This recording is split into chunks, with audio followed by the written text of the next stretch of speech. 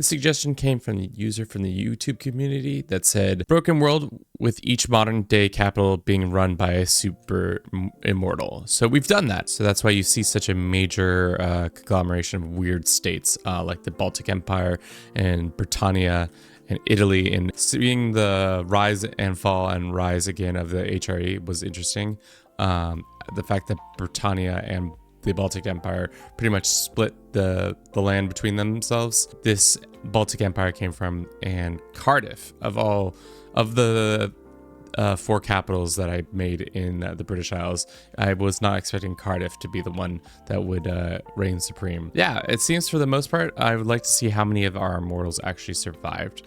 I think there were, I don't remember the exact amount, but there are 22 left. Actually, no, most of them are unranked. So there's 1, 2, 3, 4, 5, 6, 7, 8 that are still running a nation here or there. And then there's, surprisingly enough, it seems like this seems to be a common thing.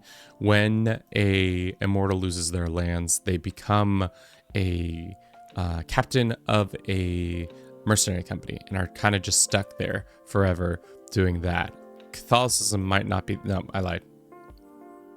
Still the top. So somehow the top, even though a majority, I guess the Orthodox, that's the bigger thing here, is Methodism and Asheri took those spots that Orthodox usually holds. But we do see Shaivism and some other Hindu faiths making their way up here, which is interesting. Tangrism pretty much all but lost.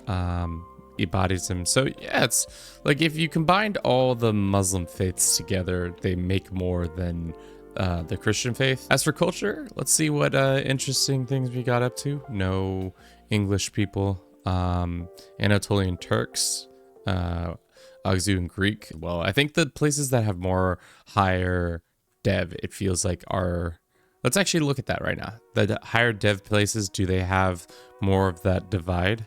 Because there's a ton of divergence here. There's a decent divergence here. But then if we look up here, there's still divergence as well. And it's not very dev. So I don't know if that just seems just a coincidence that there's a lot of dev in those two places. Got some power. How much money is he making? 560 gold. Pretty good.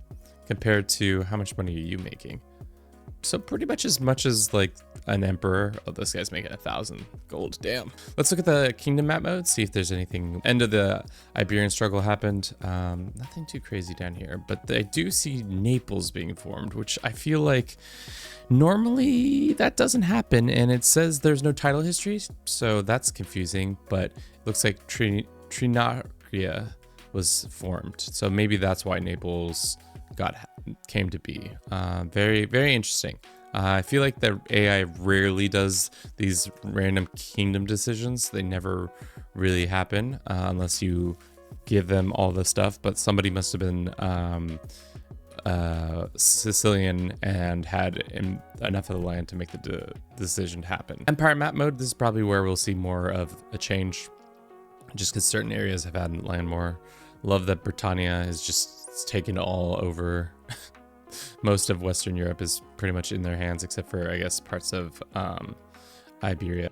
That's interesting that did that. Kuwait City I feel like had a good run, and then all of a sudden, everything came crashing down on them. So what have we learned from this whole excursion? Immortals are still badass. Expand and solidify their power. They do make interesting decisions when it comes to how they expand. And it's interesting to see that maybe just because there haven't been any calls for Crusade recently, I'm surprised that the Middle East is so well defended. I guess there are some wars going on, but it looks like internal struggles.